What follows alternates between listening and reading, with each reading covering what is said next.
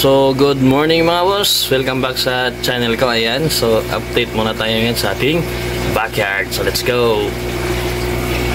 So, ito na mga boss yung backyard natin. Ayan. So, ito na yung status na mga isda natin. Yeah, boy. Ayan. So, medyo ilang days din ako hindi nakapag-vlog mga boss dahil sobrang busy at nagkalagnat tayo mga boss. Ayan. So, kaka-recover lang natin. So, ngayon is nakita natin yung ating mga 24K mollies. Ayan. At dito sa kabila mga boss is nabenta ko na yung ibang gapis dito. Ayan. So kukonti na lang. At saka kinunan ko na rin ng tubig mga boss para mapalitan na ng bagong tubig. Ayan. So may konti na lang dyan. Siguro mga 10 na lang na gapis. At dito naman mga boss is yung mga black mollies natin. Ayan. Amazing! So medyo malaki na. Ayan, so ngayon lang talaga tayo nakapag-update mga boss. Ayan, so dito naman sa kabila is yung gapis rin natin. Ayan, so nabenta ko na rin yung iba mga boss. Ayan, so konti na lang yung nandito. So may next project tayong gagawin sa susunod. Ayan, at dito naman is yung 24K mollies rin natin. Ayan, medyo malalaki na. Ayan mga boss, so amazing! ito na yung status nila ngayon. So nakapakain ko na sila kanina mga boss. So yun is update ko lang sila sa inyo kung ano na yung status ng ating backyard at syempre yung mga isda natin mga boss. So ito na yung mga platis natin. Ayan. Amazing! So may mga fry na akong nakikita dyan sa ating mga platis. Amazing! At dito naman sa kabila, tingnan natin dito mga boss. Ayan. So sa nakita nyo ngayon mga boss is mayroon na rin tayong mga fry ng platis. Ayan, so kitang kita na natin, mas malinaw na kasi hindi na green yung tubig. At malaking salamat talaga mga boss sa ating ginawang shading. Ayan, lalo na ngayon na sobrang init. Ayan, kita nyo yung mga platis natin. Ayan, oh, may mga fry na. Ayan, amazing!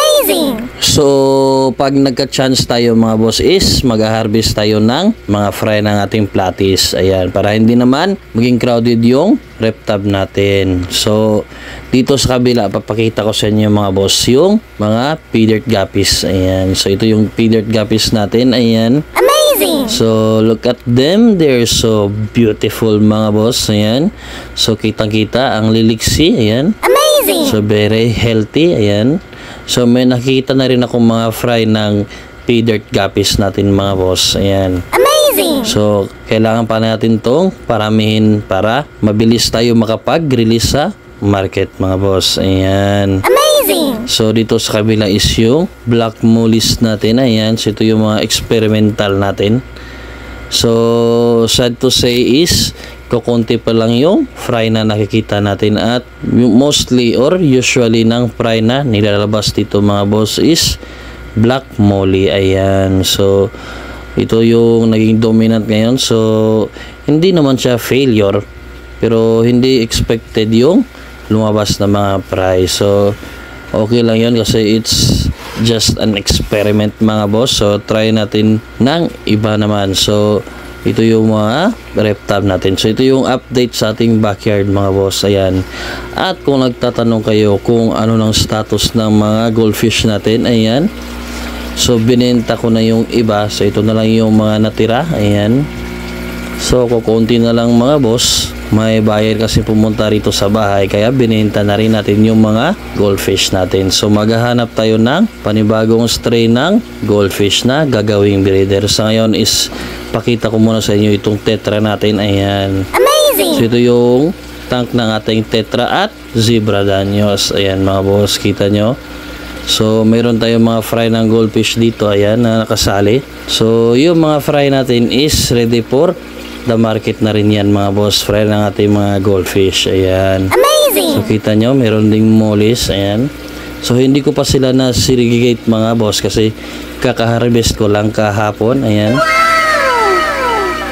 kaya nilagay ko na lang sila rito sa iisang tank. Ayan, so ito yung mga platis natin mga boss. Ayan,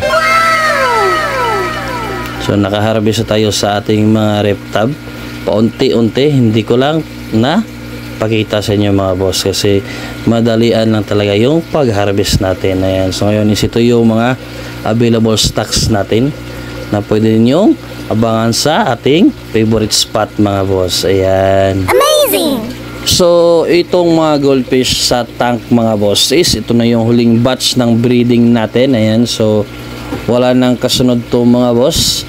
At saka yung mga iba nating breeder is binenta na rin natin. So, kailangan natin itong i-dispose sa market at maghanap tayo ng ibang breeding material na goldfish mga boss. Ayan. So, dito naman is yung tetra natin. Ayan. So, yung walang kamatayang tetra. Ayan.